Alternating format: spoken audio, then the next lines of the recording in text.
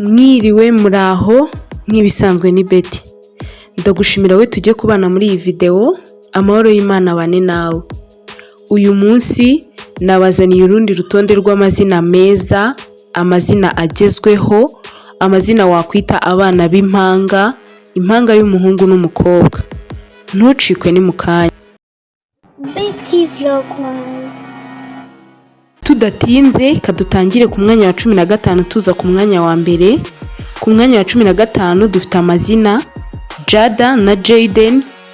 Jada ni izina ry'abakobwa, rikomoka mu Bwongereza, ryakomoka no mu Baheburayo cyangwa se muri Espagne, rikaba risobanuye umunyabwenge, ryanasobanura ibuye ry'agaciro. Naho Jayden ni izina ry'abahungu, rikomoka mu Baheburayo, rikaba risobanuye gushima, ryanasobanura ngo Uwiteka azandengera. Jada, Jayden. Kadukomeze ku mwanya wa 14 aho tubona amazina Brina na Brian.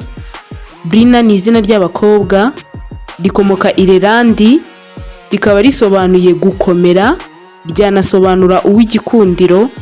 Naho Brian ni izina ry'abahungu, naryo rikomoka Irelandi, rikaba risobanuye uri hejuru cyangwa se umunyacyubahiro. Brina, Brian. Naho ku mwanya wa 13 ku rutonde rw'amazina abiri wakwita abana b'impanga, amazina ajyanye kandi agezweho, turabona amazina Gwyn na Guna. Gwyn ni izina ry'abakobwa, rishobora no guhabwa abahungu, rikomoka mu Bwongereza bwa kera, rikaba risobanuye ibyiza cyangwa se umwiza, ryanasobanura kwera cyangwa se uw'umugisha. Naho Guna ni izina ry'abahungu, rikomoka mu Budage, rikaba risobanuye indwanyi.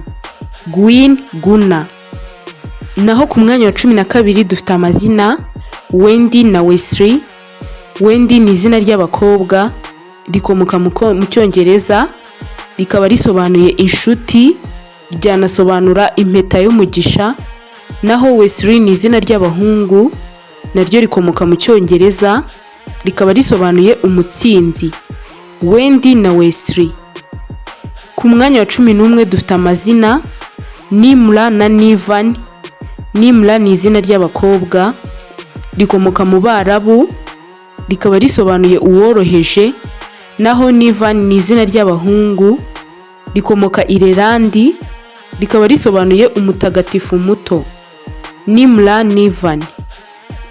Ku mwanya wa 10 ku rutonde rw'amazina 15 amazina agezweho kandi amazina ajyanye wakwita abana b'impanga, impanga y'umuhungu n'umukobwa, turahabona amazina Ori na Oren. Ori ni izina ry'abakobwa, rikomoka mu Baheburayo, rikaba risobanuye urumuri rwanjye. Naho Oren ni izina ry'abahungu, rikomoka mu Cyongereza, rikaba risobanuye kwera cyangwa se gutungana. Ori, Oren. Dukomereje ku mwanya wa 9 aho tubona amazina Edra na Edini. Edra ni izina ry'abakobwa, rikomoka muri Swede, rikaba risobanuye umunyacyubahiro. Naho Edini ni izina ry'abahungu, rikomoka mu Baheburayo, rikaba risobanuye uw'umugisha, ryanasobanura ahantu heza. Edra, Edini. Ku mwanya wa 8 hari amazina Kenza na Kenji. Kenza ni izina ry'abakobwa, rikomoka mu Barabu, rikaba risobanuye umwiza, ryanasobanura ubutunzi. Naho Kenji ni izina ry'abahungu, rikomoka mu Bayapani, rikaba risobanuye umuhanga, ryanasobanura amahoro. Kenza, Kenji. Ku mwanya wa 7 dufite amazina Astra na Aston. Astra ni izina ry'abakobwa, rikomoka mu Baratini, rikaba risobanuye inyenyeri. Naho Aston ni izina ry'abahungu, rishobora no guhabwa abakobwa, rikomoka mu Bongereza ba kera, rikaba risobanuye ibuye ry'agaciro cyangwa se ibuye ry'icyubahiro. Astra, Aston. Ku mwanya wa 6 dufite amazina Nakira na Nasri. Nakira ni izina ry'abakobwa, rikomoka muri New York, rikaba risobanuye umukobwa wavutse mbere. Ryakomoka no muri Espagne aho ryasobanura uw'imisatsi myiza. Rishobora no gukomoka muri Nigeria aho ryasobanura uzana amahoro. Naho Nasri ni izina ry'abahungu, rikomoka mu Barabu, rikaba risobanuye ufasha. Nakila Nasri. Ku mwanya wa gatanu dufite amazina Obina na Owen. Obina ni izina ry'abakobwa, rikomoka muri Nigeria, rikaba risobanuye umutima wa papa. Naho Owen ni izina ry'abahungu, rishobora no guhabwa abakobwa, rikomoka mu Bwongereza bwa kera, rikaba risobanuye indwanyi nto, ryanasobanura uwavutse neza. Obina Owen. Kadukomereze ku mwanya wa kane aho tubona amazina Sanshia Sanju. Sanshia ni izina ry'abakobwa, rikomoka muri Espagne, ryakomoka no mu Baratini, rikaba risobanuye kwera cyangwa se gutungana. Naho Sanju ni izina ry'abahungu, rikomoka mu Buhinde, rikaba risobanuye intsinzi. Sanshia na Sanju. Ku mwanya wa gatatu dufite amazina Aruna na Alvo. Aruna ni izina ry'abakobwa, rikomoka mu Buhinde, ryakomoka no mu Buyapani, rikaba risobanuye urukundo.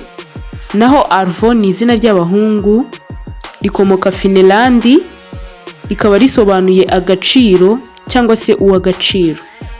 Aruna na Alvo. Ku mwanya wa kabiri tugana ku musozo turabona amazina Lumi na Lani. Lumi ni izina ry'abakobwa, rikomoka muri Finland aho risobanura urubura, rishobora no gukomoka mu Buyapani aho ryasobanura urumuri.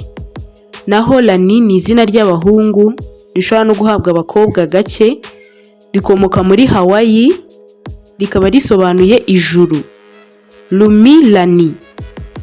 Ku mwanya wa mbere ari naho dusoreje urutonde rwacu rw'amazina 15, amazina meza agezweho wakwita abana b'impanga, impanga y'umuhungu n'umukobwa. Turahabona amazina Pixie na Lexi. Pixie ni izina ry'abakobwa, rikomoka mu Burayi, rikaba risobanuye ubwiza.